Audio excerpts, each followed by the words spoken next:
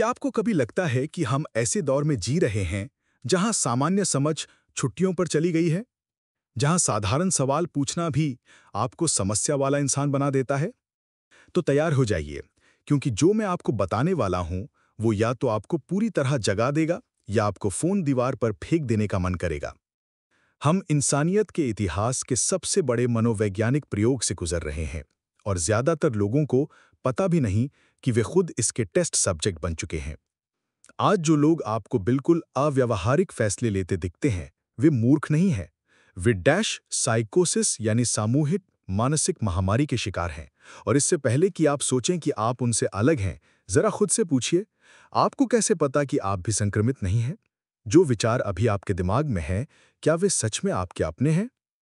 सच ये है कि हमारे आसपास ऐसे लोग भरे पड़े हैं जिन्होंने अपनी स्वतंत्र सोचने की क्षमता खुद ही सौंप दी है। और अब वे गुस्से में हैं उन सब पर जो अब भी सवाल पूछने की हिम्मत करते हैं। वे आपको शर्मिंदा करेंगे, आक्रमण करेंगे और आपको भी अपनी पागल भीड़ में खींचने की कोशिश करेंगे। लेकिन जिस सच से वे आपको दूर रखना चाहते हैं, और यही वजह है कि आपको आखिर तक सुनना चाहिए, वो ये है कि इस जाल से बाहर निकलने का रास्ता है। आप अपना दिमाग बचा सकते हैं, अपनी समझ वापस पा सकते हैं और इस भ्रमित समाज में मानसिक रूप से अजेय बन सकते हैं। आज मैं आपको दिखाऊंगा कि समाज किस तरह 5 चरणों में पागलपन की ओर बढ़ता है, क्यों सच बोलने वाले दुश्मन बन जाते हैं और वो कौन से व्यावहारिक उपाय हैं जिनसे आप इस मानसिक जेल से मुक्त हो सकते हैं। सबसे जरूरी, वो अंतिम चाबी भी बताऊंगा जो आपको सामूहिक भ्रम से हमेशा के लिए मुक्त कर देगी। मौन महामारी। क्या आपने कभी भीड़ को कुछ बिल्कुल अव्यावहारिक करते हुए देखा है और सोचा है, क्या मैं गलत हूं? असल में नहीं, शायद आप ही साफ सोचने वाले हैं। हम एक ऐसे दौर से गुजर रहे हैं जिसे मनोवैज्ञानिक मैस साइकोसिस कहते हैं। इसमें पूरा समाज आलोचनात्मक सोच छोड़कर अंधाधुंध भीड़ का अनुसरण करने लगता है। धीरे धीरे धुंध की तरह ये सबके दिमाग को ढक लेता है। जो साफ गलत है वही सही लगने लगता है। कार्ल युंग ने इसे मैस माइंडेडनेस कहा था, जहां इंसान अपनी व्यक्तिगत चेतना खोकर भीड़ का हिस्सा बन जाता है। नतीजा क्या है? लोग खुद के विचारों की आवाज भूल जाते हैं और बस ट्रेंडिंग हैशटैग की गूंज दोहराते रहते हैं। और सबसे खतरनाक बात यह है कि उन्हें पता भी नहीं चलता कि वे स्वतंत्र हैं, जबकि वे बस वही बोल रहे होते हैं जो बाकी सब कह रहे हैं। समाज पागल कैसे होता है? 5 चरण। बीज, द सेटअप। डर बोया जाता है, चाहे असली संकट हो या गढ़ा हुआ। डर इंसानों की सोच को सबसे पहले खत्म करता है। रक्षक, द सेवियर कॉम्प्लेक्स। प्राधिकरण सामने आता है, हम सोचेंगे तुम बस भरोसा करो। लोग डर में ये सौदा मान लेते हैं।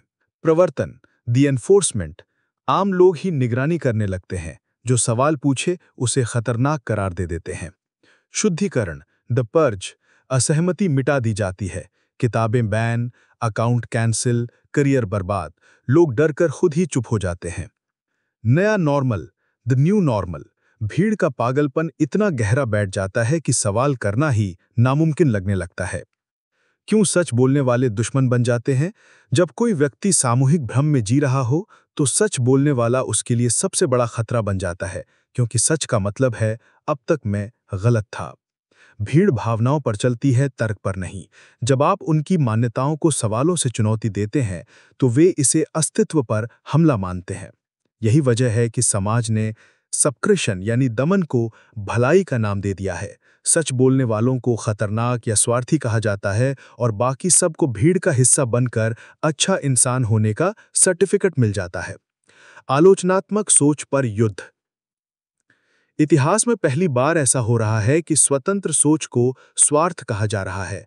लोगों को समझा दिया गया है कि अच्छे लोग सवाल नहीं पूछते। नतीजा क्या है? भीड़ इक्वल्स मोरालिटी और स्वतंत्र दिमाग इक्वल्स अपराध। फ्रेडरिक नीत्शे ने कहा था कि व्यक्ति को हमेशा भीड़ से दबे रहने से बचने के लिए संघर्ष करना चाहिए।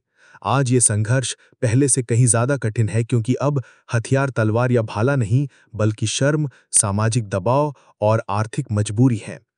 अपने दिमाग की रक्षा कैसे करें? स्वयं पर भरोसा करें। सोचने का काम किसी एक्सपर्ट को मत सौंपिए।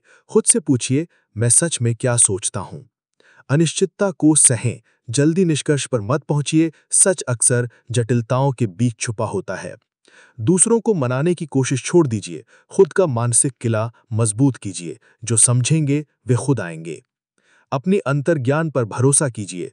आपको सालों से सिखाया गया है कि आपकी शंका गलत है, लेकिन यही तो आपका असली हथियार है। अंतिम चाबी, आज़ादी का रहस्य।